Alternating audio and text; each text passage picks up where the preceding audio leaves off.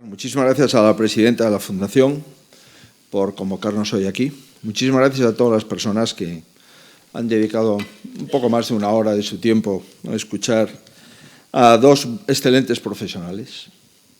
Uno técnico comercial del Estado, el otro inspector de Hacienda, que nacieron ambos en el año 1944 y que decidieron nada más y nada menos que cuando tenían 20 años, acaban de referirlo, en 1964, pues alumbrar un libro que hoy, o hace unas semanas, hemos podido disfrutarlo.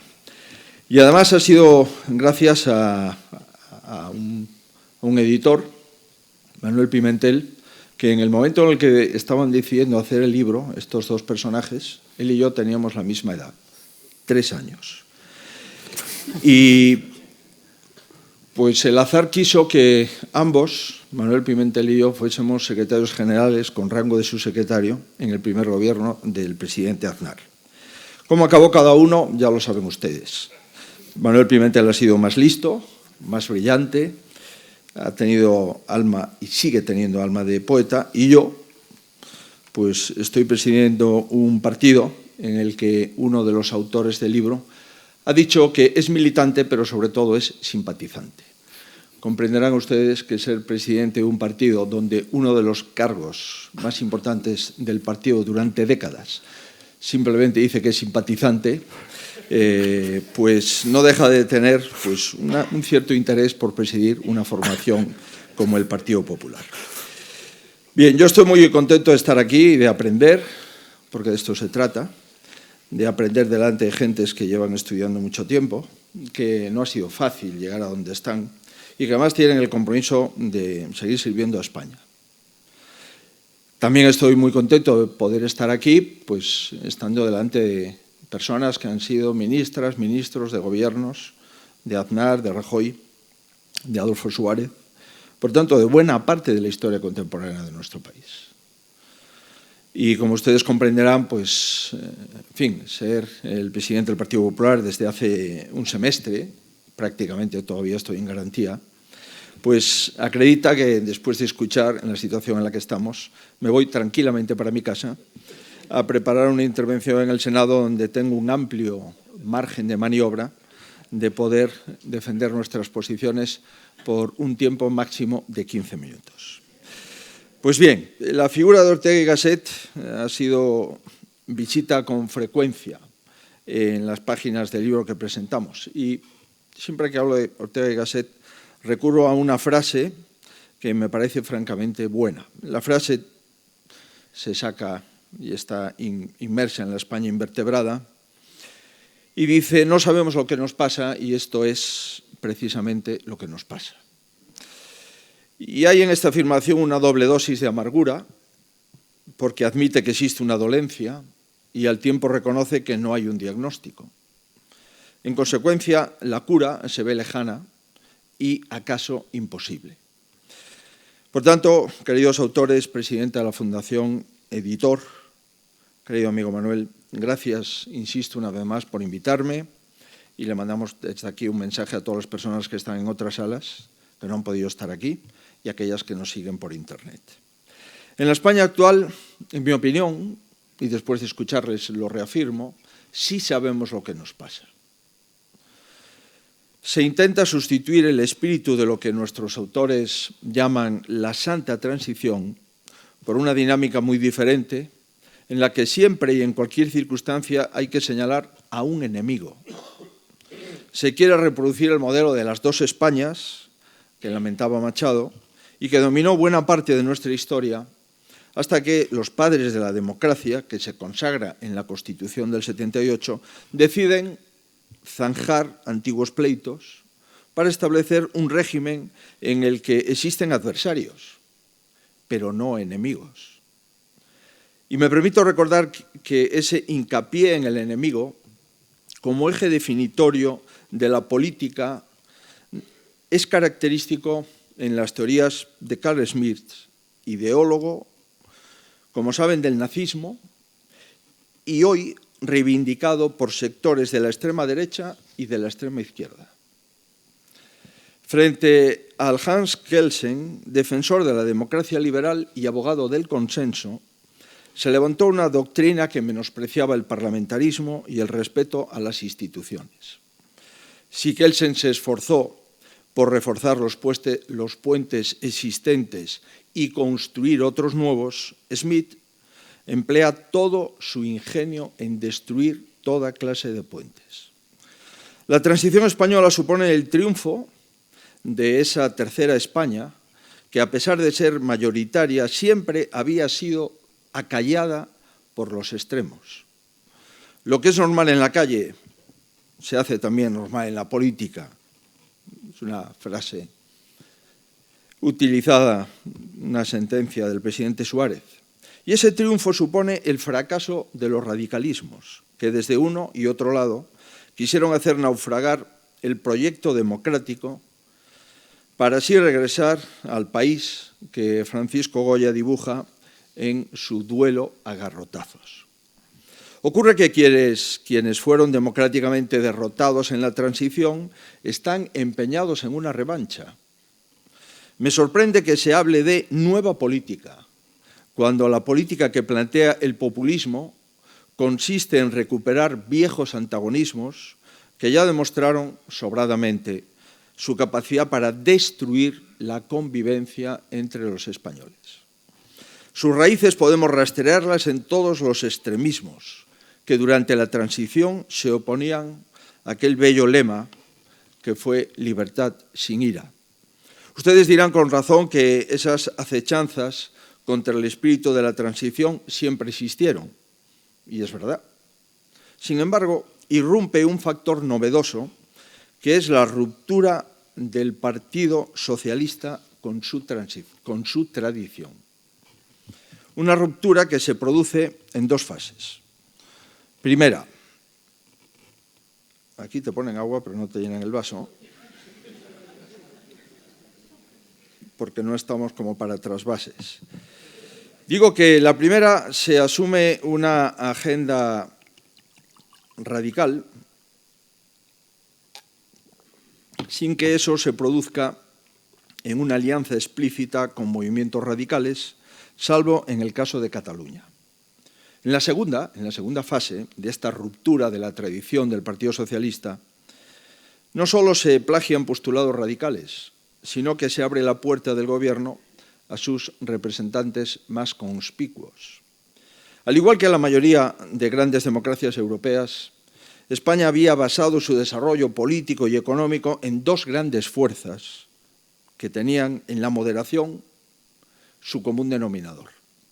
Pues bien, una de esas fuerzas abdica de su papel moderador para escorarse hacia la radicalidad.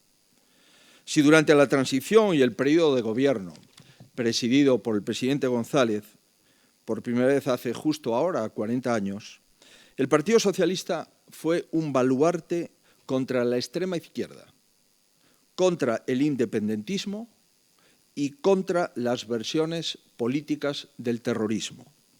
Ahora, lamentablemente, a veces es su aliado. No es que el Partido Socialista del presidente Sánchez haya domesticado a los extremistas, sino que los extremistas usan a este Partido Socialista como complaciente y generoso compañeros de viaje.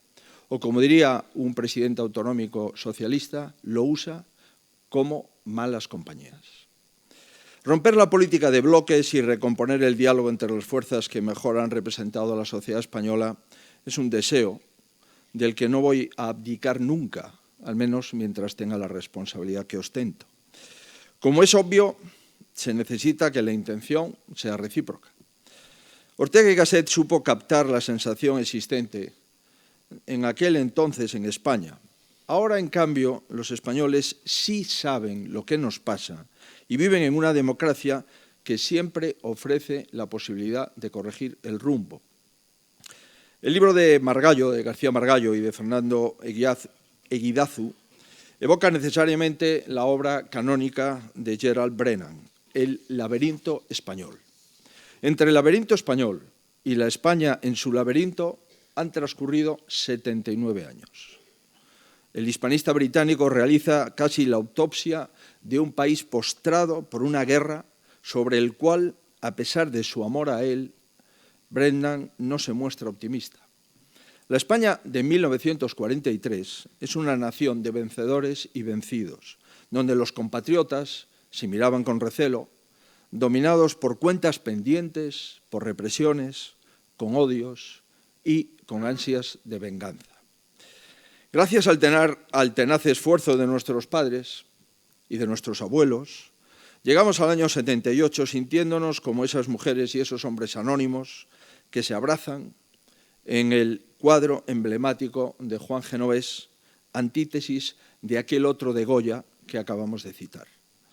Estoy convencido de que esa España sigue siendo la de hoy, por muchos esfuerzos que hagan algunos por hacernos retroceder hacia las etapas más oscuras de nuestra historia. José Manuel García Margallo y Fernando Guiadaz nos dicen lo que pasa, con un rigor ameno y, por lo que hemos visto y leído, con una claridad sosegada, algo que se agradece en estos momentos. Podríamos aludir a la España invertebrada de Ortega y Gasset o al laberinto español de Brennan como antecedentes de la obra que tengo la satisfacción de poder colaborar en su presentación, pero debo enfatizar, en mi opinión, una diferencia sustancial. En nuestros autores se da la circunstancia de que son dos grandes intelectuales, y lo digo en el sentido amplio del término, que no han rehuido el compromiso político. En el caso de José Manuel García Margallo, simpatizante del Partido Popular, él mismo proclama que no es un político de salón, y así lo ha demostrado durante muchos años de servicio a España, y lo sigue demostrando porque sigue sirviendo a España. No miran la política con el desdén típico de algunos pensadores, sino con el conocimiento de quien ha tenido en ello una participación protagonista, capaz de enseñar sus posibilidades y también sus límites, porque efectivamente Fernando también ha sido copartícipe de la política española en altos cargos de responsabilidad de ministerios del gobierno. Pues bien, frente a esa España que decía Ortega que no sabía qué le pasaba, el libro de Margallo y de Fernando es un diagnóstico certero de los problemas de nuestro país, a veces tan certero y lúcido que asusta. El penúltimo párrafo de la intervención de Margallo, matizado por el último de la intervención de Fernando. Y para hacerlo, pues utilizan las enseñanzas del pasado, como cuando a comienzos del siglo XX España entra en una crisis existencial en la que hace falta actuar para sacarla a flote. Leo, ese reflotamiento pasaba por la actualización de las instituciones políticas, la modernización de la economía española y el reencuentro con la Europa de la época. Cierro comillas. Más de 120 años después, no parece que sea una receta equivocada frente a los males que aquejan hoy a nuestro país. El caso es que, incluso recurriendo a nuestra historia, estamos ante un libro de rabiosa actualidad, como diría un periodista, que podría parecer incluso que lo hubiesen actualizado hoy mismo, como cuando hablan del sanchismo y apuntan, cito, leo, apreciamos la deriva autoritaria que manifestó ocupando sin complejos todos los ámbitos de poder posibles con militantes conspicuos como el de la presidencia del CIS. Cierro comillas. Precisamente hoy hubo un nuevo barómetro del CIS, con un resultado que creo que no merece la pena comentarlo. Pero por si alguno de ustedes está preocupado por nuestro futuro, le aseguro que con ese barómetro del CIS me reafirmo en que tenemos futuro. Pues bien, y hoy también asistimos a una maniobra, digamos que decepcionante, del Gobierno para controlar por completo otra institución, el Consejo de Estado. Y me quedo ahí. Insisto, la clarividencia del libro es abrumadora, como cuando poco después advierten de que en los fondos europeos, vuelvo a abrir comillas, no se trata de transferencias de fondos de libre disposición para cubrir agujeros, sino de financiación de proyectos que sean elegibles para unos fines y bajo unas condiciones que están estrictamente establecidas. Cierro comillas. Y continúan explicando el libro, abro comillas, la concesión de las ayudas está condicionada al cumplimiento de un programa de reformas con calendarios e hitos. Vuelvo a cerrar comillas. Y todo esto lo colocan de nuevo de forma brillantemente anticipatoria bajo un epígrafo que se titula Aviso a navegantes. Comprenderán con este tipo de premonitorias reflexiones que uno esté deseando leer la segunda parte del libro. Estoy convencido que posteriormente igual toman la decisión, unos años más tarde, del 64, de empezar a escribirla. La mezcla de erudición y, para mí, lo que más valoro, de experiencia, de teoría y de praxis de la obra concluye con una valiosa afirmación. ¿Tienen los problemas de España solución? Se preguntan, responden con un rotundo sí. Sí al que se une la gran mayoría de españoles situados en la moderación. Una moderación de la que, como saben, soy un ferviente y radical defensor. Y en esta línea permítame que finalice mi reflexión con otro pasaje del libro, en concreto con la dedicatoria, lo que demuestra que es una delicia desde su comienzo. Dice la dedicatoria, a todos los que quieren una España cada día más justa, más cohesionada y más habitable. A ellos mismos se dirige la alternativa que representa el Partido Popular y por ellos seguiremos trabajando desde nuestro partido con un interés de que por lo menos ellos dos sean simpatizantes del Partido Popular. Nada más y muchas gracias.